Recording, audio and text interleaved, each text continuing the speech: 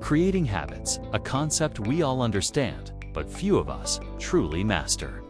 It starts quietly, like a seed planted deep in our routines, and slowly it takes root, growing stronger and stronger, until it becomes a fundamental part of who we are.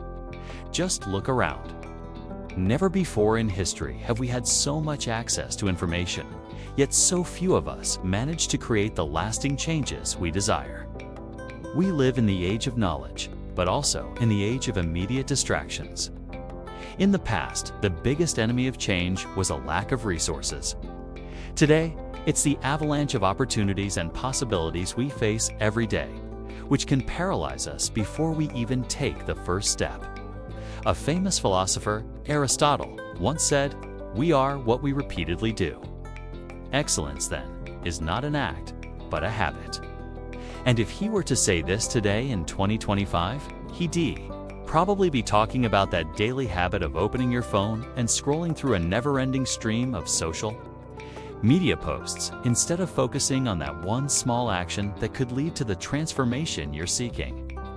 Modern habits are often derailed by an overwhelming flood of stimuli, cueing us in different directions, always demanding our attention. That small device in your pocket, with its shiny screen, vibrating, beeping, notifying it demands constant attention, and in return, it offers temporary relief, a quick fix of dopamine. Every notification, every like, every video. It feels like progress, but in reality, we're merely postponing the real work. But what if we could use this same psychology to build habits that serve us? What if we could design our routines so that the things we want to change become as automatic as checking our phones? A study from Harvard shows that nearly 47% of our waking time is spent with our minds wandering, thinking about things we're not doing in the moment. Almost half of our life is spent in a state of semi-consciousness, where we daydream, delay, and get distracted. Here is where the habit-building cycle begins. First, there's the immediate relief, the comfort of choosing the easier, more enjoyable action over the difficult, uncomfortable one. Then comes the guilt, followed by the frustration, and eventually the overwhelming mental clutter that comes from knowing we've ignored what we should have done. But it doesn't have to be this way. Creating habits is not about perfection. It's about taking small, consistent steps every day. As the famous philosopher Blaise Pascal said, "All man's miseries derive from not being able to sit quietly in a room alone." Today, perhaps Pascal would say that we can even spend 5 minutes in silence without reaching for our phones. Yet, while we fight against this endless stream of distractions, time passes. The world doesn't wait. Opportunities slip by, goals remain unachieved, relationships suffer, and dreams pile up like dust in the corner of our minds. How many times have you said, "I'll do it tomorrow. I'll start on Monday. Next week, I'll make a change"? These words are like invisible chains that bind us. Procrastination isn't just an occasional delay. It's a silent agreement we make with inaction. Every moment we delay, even subconsciously, we drift further away from the life we truly desire to live. But why is it so difficult to create lasting habits? The answer lies in the very biology of our brains. According to behavioral psychology, there's an internal battle going on between two parts of our mind. On one side, there's the rational brain, responsible for planning, goal setting, and long-term vision. On the other, there's the emotional brain, constantly seeking comfort, immediate rewards, and relief from discomfort. It's as if we're constantly torn between our future self, who wants to be disciplined and healthy, and our present self, who seeks instant gratification. And guess who usually wins? That's right, the present self. The one that chooses 5 more minutes of sleep. The one that picks a quick laugh over finishing an important project. The one who embraces the comfort of procrastination instead of the pain and effort that lead to meaningful results.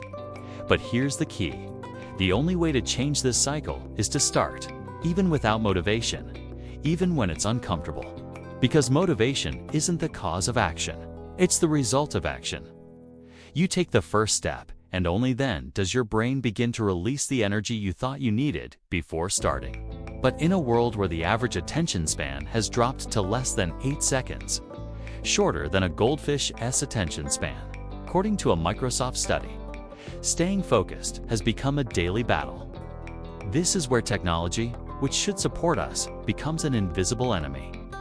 Every notification, every vibration, every ping is a small interruption pulling us out of our flow. And getting back into that state of focus after a distraction can take, on average, 23 minutes, according to research from the University of California. Now, stop and think for a moment. How many notifications do you get every hour? How many times, while working on an important task, do you stop to check your phone? And every one of those quick looks costs you a piece of your productivity, your energy, and your focus. The psychologist Tim Urban, creator of the famous blog, Wait But Why, described procrastination as an internal battle between the rational decision maker and the instant gratification monkey. The problem is, the instant gratification monkey has direct access to your phone. And as long as we continue to give in to those impulses, our habits will remain shallow and our potential untapped. But what if we could design habits that work in the opposite direction? What if we could use this understanding to our advantage and create a new identity for ourselves? One where the habits we build serve our long-term goals, not our immediate desires. The first step is to design your environment for success. If you want to start exercising, lay out your workout clothes the night before. Make it easy to get started. If you want to eat healthier, get rid of junk food and keep nutritious options within easy reach. The less friction there is between you and your desired habit, the more likely it is that you'll follow through. Once we start building habits like this, habits that align with our goals, they begin to shape who we are. We no longer have to rely on willpower to get things done. It becomes automatic, effortless. And the beauty of building lasting habits is that, over time, they change who we are. When you consistently show up, even in small ways, you become the person who values health, productivity, and discipline. This shift in identity is what makes the difference between temporary changes and lasting transformations. As James Clear, the author of Atomic Habits, puts it, you do not rise to the level of your goals, you fall to the level of your systems. Creating habits is about designing systems, not just focusing on goals. Systems are the small, repeatable actions that, over time, build the life you desire. So, start today. Start small. Build habits that align with your goals and watch your life transform one step at a time. The next time you feel the pull of procrastination, remember that you have the power to create the habits that shape your future. You don't have to wait for the perfect moment. The perfect moment is now.